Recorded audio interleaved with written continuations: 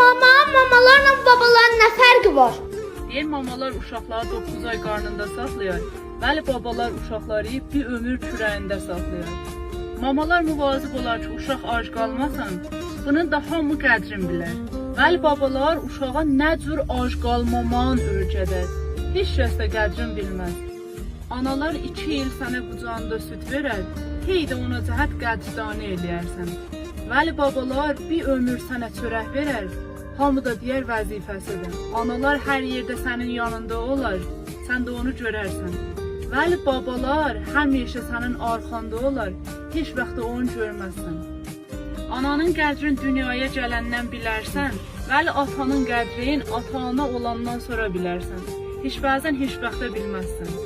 Ananın qiyməti yoxdur, bəli, ata da təkrar olmayan bir nemətdir. Deyərlər, ana midad kimindir? Zərrə zərrə gözü